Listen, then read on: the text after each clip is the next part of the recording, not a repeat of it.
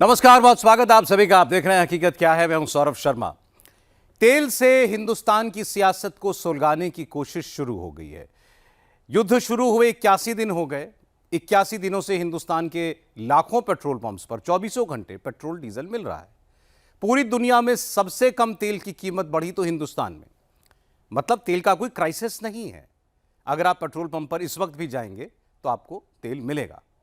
लेकिन राहुल गांधी, अखिलेश यादव, ममता बनर्जी और स्टालिन जैसे नेता अभी भी अलग अलग तरह की भविष्यवाणियां कर रहे हैं। 29 का चुनाव अभी 3 साल दूर है, लेकिन इस महासंकट के बीच मोदी पर सीरियल अटैक की साजिश लगातार चल रही है। बीजेपी ने आज एक बड़ी बात कही कि राहुल गांधी हिंदुस्तान की इकोनॉमी को चौपट करना चाहते हैं।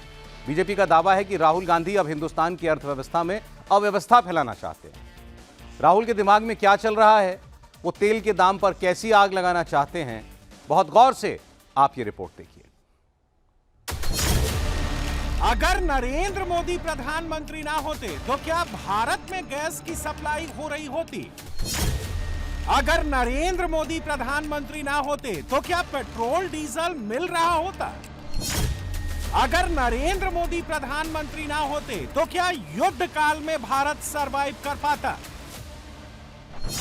Prime minister of India, Indian PM, our PM, prime minister Modi, इस वक्त ये हैशटैग क्यों ट्रेंड कर रहा है? मोदी पर देश और दुनिया का ट्रस्ट बढ़ा है या घटा है? महायुद्ध के खतरों के बीच, डीजल, पेट्रोल, गैस की किल्लत के खतरों के बीच, दुनिया के 30 देशों के कंज्यूमर कॉन्फिडेंस इंडेक्स में भारत की पोजीशन क्या है? भारत का स्कोर क्या है? 10 में से कितने भारतीय मोदी की 7 अपील के बाद प्रधानमंत्री के साथ हैं?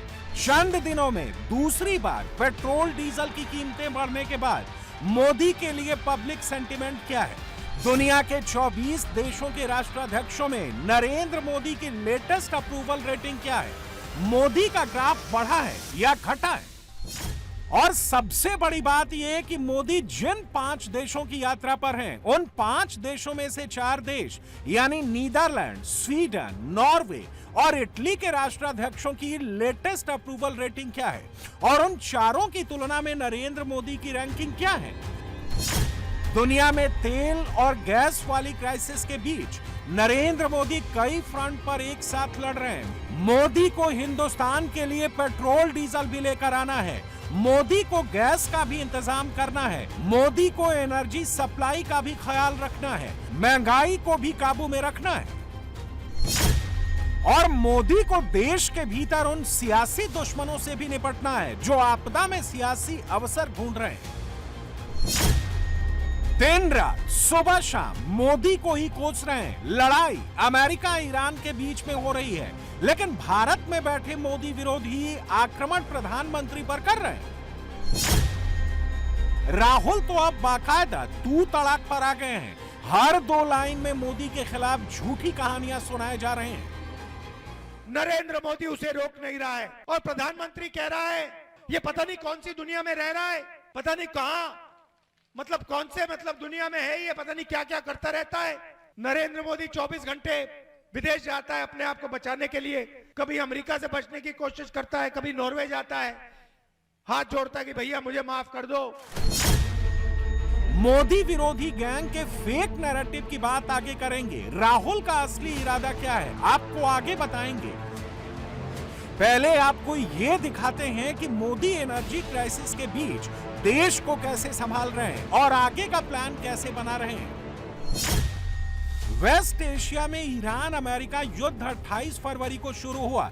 तब से लेकर अब तक 81 दिन बीत चुके हैं और इन 81 दिनों में मोदी ने भारत की एनर्जी सप्लाई पर कोई आंच नहीं आने दी। और अब मोदी अगले 81 दिनों के प्लान पर काम कर रहे हैं। जब ईरान का युद्ध बढ़ गया और हॉर्मुज स्ट्रेट लंबे समय के लिए बंद रहा, तब पूरी दुनिया में पेट्रोल डीजल की कीमतें आसमान छूने लगी। ब्रेंट क्रूड इस वक्त भी $100 प्रति बैरल के ऊपर ही बना हुआ है। दुनिया भर के देशों पर इसका असर हुआ। म्यांमार में पेट्रोल की कीमतों में प्लस 89.7% और डीजल में प्लस 112। केसरिया से मन जोगी हुआ रे, दिल झूमे देखो।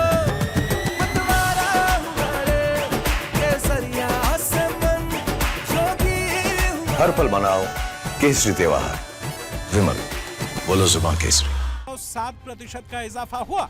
मलेशिया में पेट्रोल प्लस 56.3%, डीजल प्लस 71.2% महंगा हुआ। पाकिस्तान में पेट्रोल प्लस 54.9%, डीजल प्लस 44.9% महंगा हुआ। यूएई में petrol plus 52.4%, diesel plus 86.1%, America में petrol plus 44.5%, diesel plus 48.1%, UK में petrol plus 19.9%, diesel plus 34.2%, France में पेट्रोल प्लस 20.9%, डीजल प्लस 31%, और जर्मनी में पेट्रोल प्लस 13.7% और डीजल प्लस 19.8% महंगा हुआ। लेकिन भारत इस मामले में बिल्कुल अलग है। युद्ध का संकट शुरू होने के बाद के 76 दिनों तक भारत की पब्लिक सेक्टर तेल कंपनियों ने रोजाना करीब 1000 करोड़ रुपए का घाटा खुद उठाया, मगर ये बोझ सीधे आम लोगों पर नहीं पड़ा। हालात काबू में रहे, किसी चीज की किल्लत ना हो, इसके लिए अब सरकार को एक कड़ा फैसला लेना पड़ा। 15 मई को पेट्रोल डीजल के दाम में 3 रुपए का इजाफा किया गया और अब 19 मई से पेट्रोल डीजल औसतन 90 पैसे प्रति लीटर और महंगा हो गया। बावजूद इसके भारत में पेट्रोल डीजल की कीमतें सिर्फ 4% ही बढ़ी, जो दुनिया में सबसे कम बढ़ोतरी में से एक है, और ये बात देश की जनता भी समझ रही है। तो किसी चीज के वजह से ही बढ़े होंगे, वॉर के चलते हुए डिसीजन लिया हो गया होगा। According to Modi ji rule के हिसाब से तो चलना पड़ेगा। मोदी जी की जो भी अपील्स हैं उन पे ध्यान दें। सरकार जो भी कर रही है तो हमारा उसके लिए सहयोग हम करना चाहते हैं। नॉमिनल है, नॉमिनल रेट बढ़े हुए हैं, और आप कंपेयर करो जिसका इम्पैक्ट है वॉर का, उसके कंपैरिजन में तो उस रेशियो में तो फिर भी नहीं बढ़े। काफी बर्डन तो गवर्नमेंट अपने ऊपर ही ले रही है। रेट बढ़े, ये तो इंटरनेशनल मामला है, पूरी दुनिया में तेल के रेट बढ़ रहे हैं। इंटरनेशनल पूरी दुनिया में बढ़ रहा है तो भारत कैसे अछूता रह सकता है? देखो, जो बाहर के मुल्कों में हो रहा है उसका असर यहाँ भी हो रहा है। हमारे ही देश में, हमारे राज्य में हो रहा है ऐसा नहीं, पूरे विश्व में जो संकट है अभी पेट्रोलियम को लेकर के युद्ध की वजह से और अलग अलग है, तो इस वजह से थोड़ी बहुत जो रेटों में फ्लक्चुएशन है वो है। इसमें सरकार बहुत ज़्यादा कुछ कर नहीं सकती है। हालांकि बहुत ज़्यादा कंपनीज झेल रही थी अपना नुकसान, लेकिन कहीं ना कहीं ये करना ही पड़ेगा। आम आदमी को भी इसको बियर करना पड़ेगा। इसमें कोई सरकार बहुत ज़्यादा कुछ कर नहीं पाएगी। मोदी पर पब्लिक के इस ट्रस्ट को 30 देशों के कंज्यूमर कॉन्फिडेंस इंडेक्स के सबसे लेटेस्ट आंकड़ों से भी समझिए। भारत इस वक्त दुनिया में कंज्यूमर कॉन्फिडेंस के मामले में नंबर 1 पर है। 66.2 के स्कोर के साथ भारत 30 देशों में दुनिया का अकेला ऐसा देश है जिसका कंज्यूमर कॉन्फिडेंस इंडेक्स स्कोर 60 या उससे ऊपर है, जबकि ग्लोबल लेवल पर इस इंडेक्स का स्कोर औसतन 46.7 ही है। 30 देशों में से 20 देशों में लोगों का भरोसा काफी घटा है। टॉप गिरावट वाले देश देखिए। थाईलैंड में कंज्यूमर कॉन्फिडेंस इंडेक्स में -10.9 की कमी आई है। मलेशिया में -6.1, दक्षिण कोरिया में -5.1, जापान में -4.7, ऑस्ट्रेलिया में -4.6, इटली में -4.4, आयरलैंड में -4.3, बेल्जियम में -4.2, स्पेन में कंज्यूमर कॉन्फिडेंस इंडेक्स में -4.1 की कमी आई है। यानी भारत को छोड़कर दुनिया के हर देश में कंज्यूमर्स का कॉन्फिडेंस हिला है। यानी एक ऐसा वक्त जब पूरी दुनिया निराश हो रही है, एनर्जी क्राइसिस की मार झेल रही है, उस वक्त भी इप्सॉस के ग्लोबल कंज्यूमर कॉन्फिडेंस इंडेक्स में भारत टॉप पर है। अब इप्सॉस के ही व्हाट वरीज द वर्ल्ड सर्वे अप्रैल 2026 का आंकड़ा देखिए, आप समझ जाएंगे कि भारत के कंज्यूमर्स को अपने देश और अपने देश के प्रधानमंत्री पर क्यों भरोसा है। भारत दुनिया में ऑप्टिमिज्म यानी आशावाद के मामले में 30 देशों में नंबर 2 पर है। इप्सॉस के सर्वे के मुताबिक 72% भारतीयों को लगता है कि देश सही दिशा में जा रहा है। यह भारत को दुनिया के कुछ ही हाई कॉन्फिडेंस वाले देशों में जगह देता है। सिर्फ 5 देशों में लोग ज्यादा आशावादी हैं। इनमें नंबर 1 है सिंगापुर, नंबर 2 है भारत, नंबर 3 है मलेशिया, नंबर 4 है साउथ कोरिया और नंबर 5 है इंडोनेशिया। बाकी ज्यादातर देशों में मूड नेगेटिव है। 30 देशों में से 62% लोग यानी लगभग 2 में से 3 का यह सोचना है कि उनका देश गलत दिशा में जा रहा है। यानी इस सर्वे के मुताबिक भारत का पॉजिटिव नजरिया बाकी दुनिया से अलग दिख रहा है। और इसकी वजह मोदी सरकार की नीतियां हैं। युद्ध काल में भी, एनर्जी क्राइसिस के बीच भी भारत की जीडीपी ग्रोथ 7% के आसपास बनी हुई है। भले ही अभी पेट्रोल डीजल महंगा हो रहा है, लेकिन लोग मानते हैं कि भारत की अर्थव्यवस्था लंबे समय के लिए मजबूत है और मौजूदा क्राइसिस से निपटने में सक्षम है। मोदी पर लोगों के इस ट्रस्ट का असर ग्लोबल लीडर्स की अप्रूवल रेटिंग में भी दिखता है। प्रधानमंत्री श्री नरेंद्र मोदी जी के नेतृत्व में भारत की अर्थव्यवस्था इन गंभीर चुनौतीपूर्ण वैश्विक परिस्थितियों में किस रूप में आगे बढ़ रही है, उसका प्रमाण है 16 अप्रैल 2026 को इंटरनेशनल मॉनेटरी फंड की चीफ क्रिस्टलिना जॉर्जिएवा ने कहा है कि भारत की वैश्विक जो ग्रोथ है वो वैश्विक ग्रोथ की 2 गुनी अधिक गति से बढ़ रही है। ये इसलिए बढ़ रही है कि भारत की इकोनॉमी के फंडामेंटल्स स्ट्रांग हैं, अर्थात भारत की आर्थिक व्यवस्था का आधार बहुत मजबूत है। मॉर्निंग कंसल्ट की लेटेस्ट अप्रूवल रेटिंग में दुनिया के 24 राष्ट्राध्यक्षों में नरेंद्र मोदी 70% की अप्रूवल रेटिंग के साथ लीडर नंबर 1 बने हुए हैं। डोनाल्ड ट्रंप सिर्फ 38% की अप्रूवल रेटिंग के साथ 15वें नंबर पर खिसक गए हैं। नोट करने वाली बात यह है कि इस सर्वे में इटली की पीएम जॉर्जिया मेलोनी 29% की अप्रूवल रेटिंग के साथ 12वें, स्वीडन के प्राइम मिनिस्टर 38% की अप्रूवल रेटिंग के साथ 13वें। केसरिया से मन जोगी हुआ रे, दिल झूमे देखो मतवारा हुआ रे, केसरिया से मन जोगी हुआ। हर पल मनाओ केसरी त्योहार, विमल बोलो जुबान केसरी। के प्राइम मिनिस्टर 31% की अप्रूवल रेटिंग के साथ 19वें और नीदरलैंड्स के प्रधानमंत्री सिर्फ 28% की अप्रूवल रेटिंग के साथ 21वें पायदान पर खड़े हैं। यानी ट्रंप से लेकर मेलोनी और स्वीडन, नॉर्वे, नीदरलैंड्स तक के राष्ट्राध्यक्ष की अप्रूवल रेटिंग 40% और 30% के अंदर है, जबकि मोदी की रेटिंग 70% है। और मोदी इस वक्त उन्हीं देशों के दौरे पर हैं जहां से वो भारत के लिए नई नई डील कर रहे हैं और संभावित महायुद्ध के खतरों के बीच देश का फ्यूचर सिक्योर कर रहे हैं। आज हम सब ने मिलकर ग्लोबल इश्यूज पर भी विचार साझा किए। वैश्विक तनाव और संघर्ष के इस दौर में भारत और नॉर्डिक देश साथ मिलकर एक रूल्स बेस्ड ग्लोबल ऑर्डर को बल देते रहेंगे। और यूक्रेन हो या वेस्ट एशिया, हम संघर्ष की शीघ्र समाप्ति और शांति के प्रयासों का समर्थन करते रहेंगे। 10 वर्षों में हमारा बायलैटरल ट्रेड लगभग 4 गुना बढ़ा है। नॉर्डिक देशों के इन्वेस्टमेंट फंड भी भारत की रैपिड ग्रोथ में अहम साझेदार बन रहे हैं। पिछले 1 दशक में नॉर्डिक देशों से भारत में निवेश में लगभग 200% की बढ़ोतरी हुई है। आज जब फूड, फ्यूल और फर्टिलाइजर सिक्योरिटी एक प्रकार से ग्लोबल चैलेंज बन गई है, तो भारत और नॉर्वे इनका मिलकर समाधान कर रहे हैं। सोचिए, एक तरफ नरेंद्र मोदी हैं जो युद्ध ना बढ़े, खत्म हो जाए, इसकी भी कोशिश कर रहे हैं। भारत को भविष्य में पेट्रोल, डीजल और गैस की कमी का सामना ना करना पड़े, इसके लिए 24/7 मिशन मोड में अपने नेक्स्ट प्लान पर काम कर रहे हैं। नॉर्डिक देशों से भारत की पार्टनरशिप मजबूत कर रहे हैं।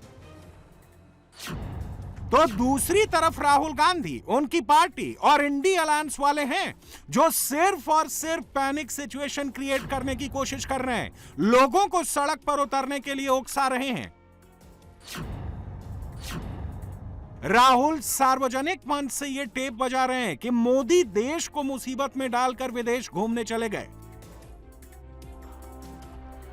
और इसके लिए राहुल बाकायदा तू तड़ाक की भाषा प्रधानमंत्री मोदी के लिए इस्तेमाल कर रहे हैं। और हॉर्मूज एक जगह है, वहां पे ईरान ने तेल को रोक दिया। उन्होंने कहा कि देखिए, अमेरिका ने हम पर आक्रमण किया है, हमारे ऊपर बम गिराए हैं, अब हम इसको खुलने नहीं देंगे। और उन्होंने वो पूरा का पूरा बंद कर दिया। नतीजा क्या है? नतीजा है कि जो दुनिया में तेल था उसका दाम तेजी से बढ़ गया है। नरेंद्र मोदी आपसे कह रहे हैं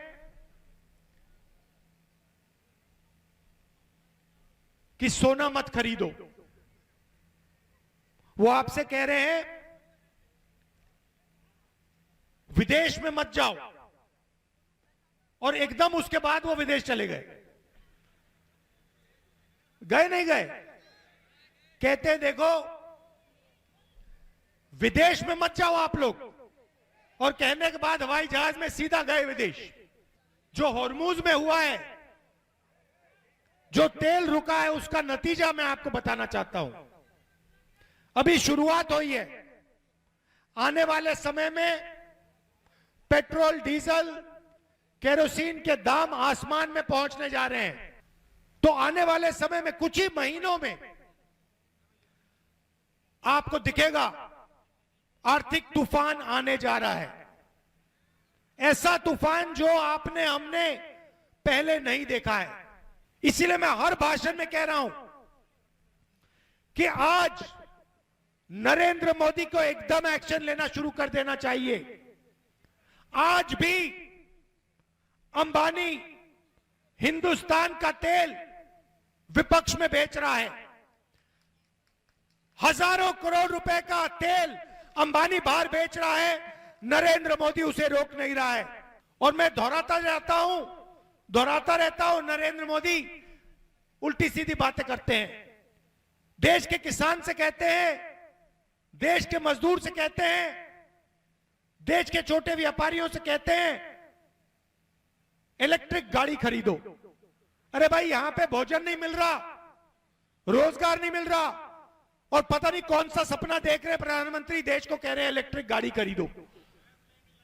गैस नहीं मिल रही, घर में खाने पकाने के लिए गैस नहीं है, और प्रधानमंत्री कह रहा है कि विदेश मत जाओ, इलेक्ट्रिक गाड़ी खरीदो, सोना मत खरीदो। ये पता नहीं कौन सी दुनिया में रह रहा है, पता नहीं कहां, कौन से दुनिया में है ये, पता नहीं क्या क्या करता रहता है। नरेंद्र मोदी 24 घंटे विदेश जाता है अपने आप को बचाने के लिए। कभी अमेरिका से बचने की कोशिश करता है, कभी नॉर्वे जाता है, हाथ जोड़ता है कि भैया मुझे माफ कर दो। दरअसल मोदी विरोधी इकोसिस्टम इस बात को नहीं पचा पा रहा है कि मोदी ने युद्ध काल में भी देश को कैसे बचा लिया, वॉर के बीच से मोदी ने हिंदुस्तान का बेड़ा कैसे पार लगा दिया। इसीलिए विपक्ष फिजूल का नैरेटिव परोस रहा है। लेकिन जो राहुल गांधी ये पूछ रहे हैं कि विदेश यात्रा से मोदी ने क्या हासिल कर लिया, देश को कैसे फायदा पहुंचा दिया, आज उन्हें यह भी देख लेना चाहिए कि पिछले 72 घंटों में मोदी ने भारत के लिए क्या क्या हासिल किया। यूएई के साथ भारत ने 3 करोड़ केसरिया से मन जोगी हुआ रे, दिल झूमे देखो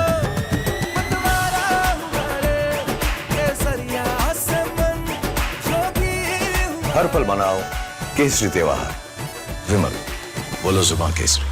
तरल का सामरिक तेल भंडार समझौता किया, एलएनजी और ऊर्जा सुरक्षा के लंबे समय के समझौते किए, नीदरलैंड्स के साथ एएसएमएल और टाटा का सेमीकंडक्टर डील साइन हो गया, स्वीडन के साथ सामरिक साझेदारी और मजबूत की गई, 6G और टेलीकॉम सुरक्षा पर गहरे सहयोग पर बात बनी, नॉर्वे ने $100 अरब के निवेश फ्रेमवर्क की घोषणा की, स्पेस एक्सप्लोरेशन में सहयोग समझौता किया, भारत नॉर्वे संबंधों को ग्रीन स्ट्रेटेजिक पार्टनरशिप का दर्जा दिया गया।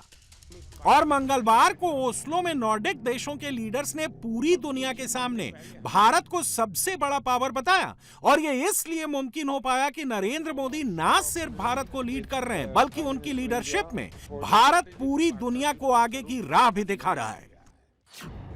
There is this idea growing right now that the middle powers in the world should act together, stick together, work together. We cannot say that India is a middle power. You are one of the biggest powers. Modi के सियासी दुश्मनों को बस यही बात रास नहीं आ रही है कि एनर्जी क्राइसिस के बीच भी दुनिया मोदी से क्यों मिलना चाह रही है, भारत को ही पावरफुल नेशन क्यों बता रही है, भारत के साथ ही समझौते और डील्स क्यों साइन कर रही है। राहुल गांधी जी जो कि अभी अभी अपनी विदेश यात्राओं के खर्चे के भुगतान संतुलन में बुरी तरीके से फंस गए हैं और जो विगत लंबे समय से भारत में भाषाई, क्षेत्रीय और जातिगत अराजकता उत्पन्न करने में असफल हो गए हैं, वो अब आर्थिक जगत में भ्रम और अव्यवस्था की राजनीति करते हुए नजर आ रहे हैं। आज देश राहुल गांधी जी से और कांग्रेस पार्टी से यह जवाब जानना चाहता है कि हमेशा आपका साथ विदेशी कंपनियों के साथ आपका हाथ क्यों मिला रहता है और भारत के हर संस्थान पर चाहे सरकारी हो या गैर सरकारी आपका आघात क्यों रहता है। इसका कारण कोई रहस्यपूर्ण परिस्थितियों में हुआ कांग्रेस पार्टी का करार है या भारत विरोधी शक्तियों के द्वारा राहुल गांधी जी और कांग्रेस पार्टी के साथ जुड़े हुए तार हैं। अभी प्रधानमंत्री जी भारत की ऊर्जा आवश्यकताओं के लिए जो महत्वपूर्ण रणनीतिक समझौता हुआ जिससे हमारा स्ट्रेटेजिक ऑयल रिजर्व 70% बढ़ेगा, उसका भी विरोध है। $5 बिलियन का निवेश आएगा, उसका भी विरोध है। सेमीकंडक्टर्स के मैन्युफैक्चरिंग में महत्वपूर्ण उससे वृद्धि होने वाली है, शक्ति मिलेगी, उसका भी विरोध है। तो मैं उनसे पूछना चाहता हूं कि हमेशा भारत के हर व्यवस्था के ऊपर आघात करने के पीछे ये किसका हाथ है, ये राहुल गांधी जी को स्पष्ट करना चाहिए। दरअसल भारत का विपक्ष ये समझना ही नहीं चाहता, वह बस हर कीमत पर मोदी को हारते हुए देखना चाहता है। देश के भीतर पैनिक क्रिएट करके मोदी के खिलाफ लोगों का गुस्सा भड़काना चाहता है और अब तो मोदी का विरोध करते करते इंडी के नेताओं ने पेट्रोल की कीमतों को भी प्रभु श्री राम से जोड़ दिया। सियासी बोली बोलते बोलते अनाप शनाप बोलना शुरू कर दिया। देश का रुपया तो पूरा लुढ़क गया, अभी 100 पार हो गया ना। हाँ, 5 रुपया बढ़ गया वापस। तो उसमें नई बात क्या है, ये तो होने वाला ही था। जिसको महंगाई खा रही है, मार रही है, ये अगर भाजपा के लोग हैं तो जय श्री राम बोलो, 10 रुपया कम हो जाएगा। यही तो भारतीय जनता पार्टी का मंत्र है ना, जय श्री राम बोलो सब कुछ मिल जाएगा। तो जिनको लगता है कि बहुत महंगाई हो गई, अब घर कैसा चलेगा, चूल्हा कैसा जलेगा, और मैंने तो बीजेपी को वोट दिया है, तो आराम से बैठो सब लोग एक साथ और मोदी जी के घर के सामने जाकर या मुख्यमंत्री देवेंद्र जी के घर के सामने जाकर जय श्री राम के नारे दीजिए, सब कुछ सस्ता हो जाएगा। यही भारतीय जनता पार्टी का महंगाई कम करने का मंत्र और तंत्र है। कर लीजिए। हमारे जैसे लोग हैं, हम संघर्ष करेंगे, हम लड़ेंगे, हम मोर्चा निकालेंगे, हम आंदोलन करेंगे, लड़ते रहेंगे। अब महंगाई का मार जो है वो राष्ट्रभक्ति है, आपको सहन करना चाहिए, चाहे लोग मरे या शमशान में जाए। सरकार के पास इसको रोकने के लिए कोई इरादा नहीं है। आज अफसोस के साथ कहना पड़ रहा है, हमारी देश की सरकार आज ट्रंप के इशारे पर, अमेरिका के इशारे पर सरकार चल रही है। इससे पूरे देश को भुगतना पड़ रहा है। सारे देश को उठना पड़ेगा, जागरूक होना पड़ेगा, सोचना पड़ेगा कि आखिर हमने किस तरह की सरकार बनाया है। विपक्ष खासकर कांग्रेस पार्टी और राहुल गांधी को लगता है कि ग्लोबल क्राइसिस के बीच नॉनस्टॉप मोदी को टारगेट करके वो चुनावी पिच पर मोदी को हरा देंगे। राहुल अपना बेड़ा पार लगा लेंगे, तभी तो बोलते बोलते राहुल का माइक बंद हो जाए। तो उसके लिए भी वो मोदी को ही कोसते हैं और अगली लाइन में अपनी जीत का दावा ठोक देते हैं। ईरान ने गल्फ देशों को कड़ी चेतावनी दी है कि अगर अमेरिका ने हमला किया तो इस बार ईरान बिल्कुल बदले हुए अंदाज में पलटवार करेगा, अमेरिका का साथ देने वाले अरब देशों को निशाना बनाएगा। और ट्रंप ने धमकी दी है कि ईरान जल्द सरेंडर कर दे, वरना 2 से 3 दिनों में बहुत बड़ा हमला कर देंगे। ईरान ना सरेंडर करेगा, ना हॉर्मुज में कंट्रोल खत्म करेगा। पुतिन और जिनपिंग के बीच भी हॉर्मुज समेत ईरान के मुद्दे पर बीजिंग में चर्चा हो रही है। इस बीच ट्रंप और पुतिन के बीच परमाणु हथियारों की नई होड़ भी शुरू हो गई है। अब दुनिया एक बहुत बड़े खतरे की तरफ बढ़ रही है।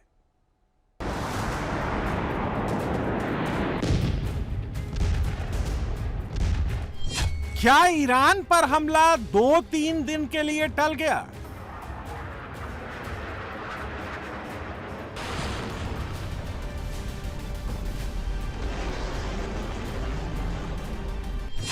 क्या ट्रंप ने 3 अरब देशों के कहने पर युद्ध टाल दिया?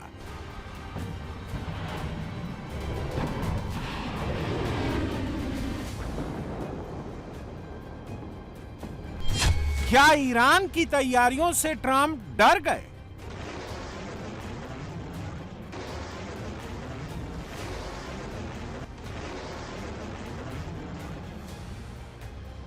ट्रंप इंटरनेशनल राजनीति के सबसे बड़े पलटूबाज हैं।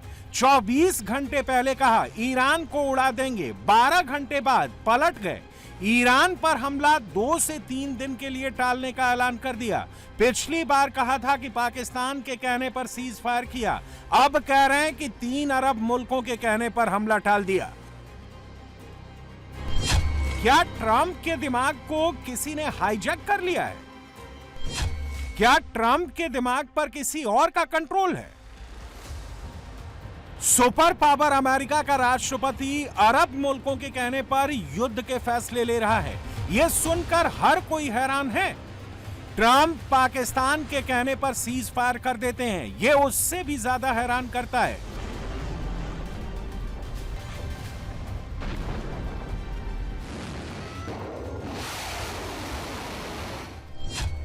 क्या ट्रंप काल में यह अमेरिका का ऐतिहासिक डाउनफॉल है?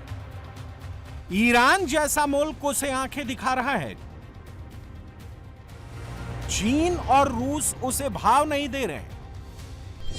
मिस्टर ट्रंप कतर, सऊदी अरब और संयुक्त अरब अमीरात के कहने पर फैसले ले रहे हैं।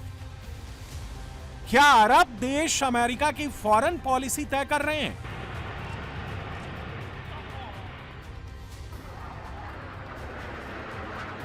ट्रंप ने हथियारों की बड़ी बड़ी खेप भेजी, ईरान पर सबसे बड़े हमले का टाइम सेट कर दिया। B-2 और B-21 बॉम्बर को हरी झंडी मिल गई। तभी ट्रंप ने अचानक एक और यू टर्न ले लिया, ईरान पर हमला 2 से 3 दिन के लिए टाल दिया। Well, other countries have come to me and they've said we were getting ready to do a very major attack tomorrow. I've put it off for a little while, hopefully maybe forever, but possibly for a little while, because we've had very big discussions with Iran, and we'll see what they amount to. I was asked by Saudi Arabia, Qatar, UAE, and some others if we could put it off for 2 or 3 days, a short period of time, because they think that they are getting very close to making a deal, and if we can do that where there's no nuclear weapon going into the hands of Iran, I think, and if they're satisfied, we will be probably satisfied also. 2 से 3 दिन में Trump ऐसा क्या हासिल कर लेंगे जो 40 दिन की भीषण बमबारी के बाद हासिल नहीं कर पाए? क्या ईरान 440 किलो एनरिच यूरेनियम दे देगा? नहीं। क्या ईरान हॉर्मुज खोल देगा? नहीं। क्या ईरान प्रॉक्सी बंद कर देगा? नहीं। तो ट्रंप को फिर कौन सी गोली अरब मुल्कों ने खिलाई है? क्या पाकिस्तान, सऊदी अरब, कतर और संयुक्त अरब अमीरात ने मिलकर ट्रंप की पीठ में छुरा घोंप दिया है? We've informed Israel. We've informed other people in the Middle East that have been involved with us, and it's a very positive development. But we'll see whether or not it amounts to anything. We've had periods of time where we thought pretty much getting close to making a deal, and it didn't work out. But this is a little bit different. Now we're ready going tomorrow, very big, and not something I wanted to do, but we have no choice because we cannot let Iran have a nuclear weapon. Iran ने cease fire के दौरान अपने ज्यादातर underground missile facility को फिर से restart कर लिया है। ड्रोन की संख्या फिर से बढ़ा ली है। मिसाइलों को स्ट्रेटेजिक पोजीशन पर तैनात कर दिया है। ईरान की इस तैयारी से अरब मुल्कों में डर है। ईरानी संसद की राष्ट्रीय सुरक्षा समिति के उपाध्यक्ष महमूद नबावियन ने खुल्लम खुल्ला कह दिया है, अगर इस बार अमेरिका ने हमला किया तो उन अरब देशों को खंडहर कर दिया जाएगा जो अमेरिका के साथ खड़े हैं। ईरान ने युद्ध खत्म करने के लिए जो शर्तें रखी हैं वो इतनी टफ हैं जिसे ट्रंप अगर निगलते हैं तो उनकी रही सही साख भी खत्म हो जाएगी। ईरान ने कहा कि एनरिच्ड यूरेनियम का एक हिस्सा वो रखेगा, बाकी यूरेनियम तीसरे देश को देगा। अगर युद्ध विराम फेल होता है तो यूरेनियम वापसी की गारंटी देनी होगी। ट्रंप धमका रहे हैं, ईरान एक छोड़कर सभी न्यूक्लियर साइट्स को नष्ट कर देगा, जबकि ईरान अड़ा हुआ है कि न्यूक्लियर साइट्स को नष्ट नहीं करेंगे। ईरान पर लगे आर्थिक प्रतिबंध हटाए जाएं। हॉर्मुज के पास ईरानी बंदरगाहों से अमेरिका अपनी नेवी हटाए। ईरानी तेल की बिक्री पर लगे प्रतिबंध हटाए। हॉर्मुज पर सिर्फ ईरान का कंट्रोल रहे। अमेरिका युद्ध में हुए नुकसान की भरपाई करे। इजराइल, गाजा, लेबनान में फौरन हमले रोके। ट्रंप अगर इन शर्तों पर समझौता करते हैं तो यह अमेरिका के लिए बहुत बड़ी हार होगी।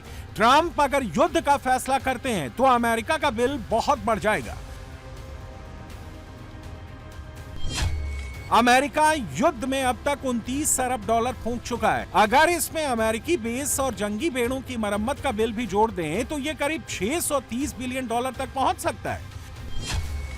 ट्रंप ये सोचकर युद्ध में कूदे थे कि 4 से 8 हफ्तों में युद्ध को खत्म कर देंगे, ईरान का तेल चुरा लेंगे। हो गया उल्टा। अमेरिका को ईरान के तेल की एक बूंद नहीं मिली। ऊपर से मिडिल ईस्ट में उसके 13 से ज्यादा बेस ईरान ने उड़ा दिए।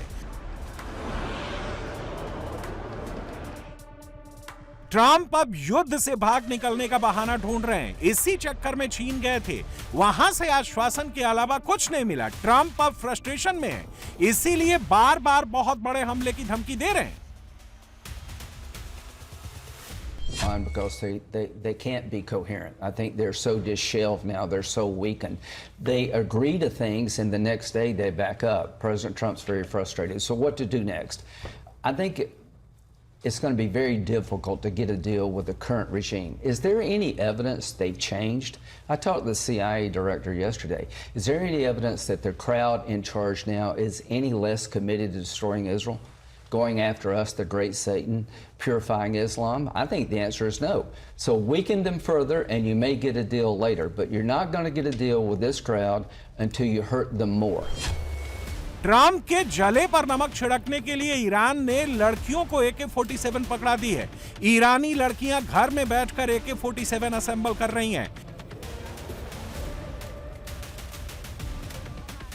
अगर परमाणु मटेरियल चुराने के लिए अमेरिका ग्राउंड ऑपरेशन की जिद करता है तो अमेरिकी कमांडो से ईरान की लड़कियां ही निपट लेंगी। ट्रंप और अमेरिका की ऐसी बेइज्जती पहले किसी और देश ने नहीं की जितना ईरान कर रहा है।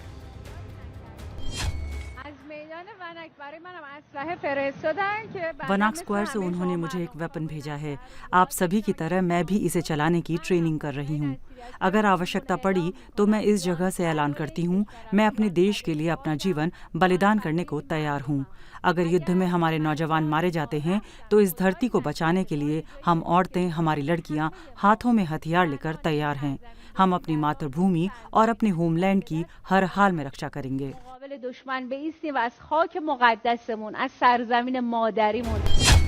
ईरान के राष्ट्रपति मसूद पेजेश्कियान ने बड़बोले ट्रंप को नसीहत दी है। ईरान का युद्ध खत्म होने पर बातचीत करना सरेंडर नहीं है। असल में सरेंडर तो ट्रंप कर रहे हैं। अगर युद्ध लड़ने की उनकी हिम्मत नहीं हो रही है, सऊदी, पाकिस्तान, यूएई और कतर जैसे मुल्क भी अब ट्रंप का साथ छोड़ने का संकेत दे रहे हैं।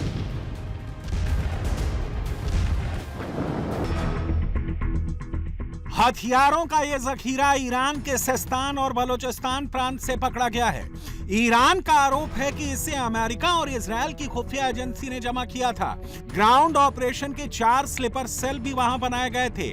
ईरान ने इस खुफिया मिशन से जुड़े 19 लोगों को भी गिरफ्तार किया है। ईरान ने स्ट्रेट ऑफ हॉर्मुज को अपना परमानेंट एसेट घोषित कर दिया है। मतलब अब हॉर्मुज से जहाजों को निकालने के लिए ईरान से परमिशन लेनी ही होगी। हॉर्मुज बंद होने से कतर का एलएनजी निर्यात पूरी तरह से ठप हो गया है। 60 दिनों से कतर का गैस निर्यात बंद है। कतर अकेले 20% गैस की सप्लाई करता है। गैस किल्लत से निपटने के लिए पुतिन और जिनपिंग एक बड़ी डील पर साइन करने जा रहे हैं। पुतिन जिनपिंग की मुलाकात से वैश्विक राजनीति में भूकंप आने वाला है। ऊर्जा क्षेत्र में अमेरिका का दबदबा टूटने वाला है। डॉलर का वर्चस्व खत्म होने वाला है। पुतिन और जिनपिंग के बीच जो डील हो रही है उसमें रूबल और युआन में पेमेंट होगा। अमेरिकी डॉलर पर दबाव बढ़ेगा। पावर अप साइबेरिया 2 वाली ये डील क्या है? यह 2600 किलोमीटर लंबी गैस पाइपलाइन है। आर्कटिक क्षेत्र में रूस के यामल द्वीप से शुरू होकर मंगोलिया के रास्ते उत्तरी चीन तक पहुंचेगी। रूस हर साल पाइपलाइन से 50 अरब घन मीटर एलएनजी सप्लाई करेगा। 2030 के बाद इसकी क्षमता डबल हो जाएगी। रूस 100 अरब घन मीटर गैस चीन को भेज पाएगा। रूस यूरोप देशों की तुलना में चीन को 33% डिस्काउंट पर गैस बेचेगा। पुतिन के इस दौरे में रूस और चीन के बीच 40 समझौते होने जा रहे हैं। पुतिन और जिनपिंग नया वर्ल्ड ऑर्डर सेट करने जा रहे हैं।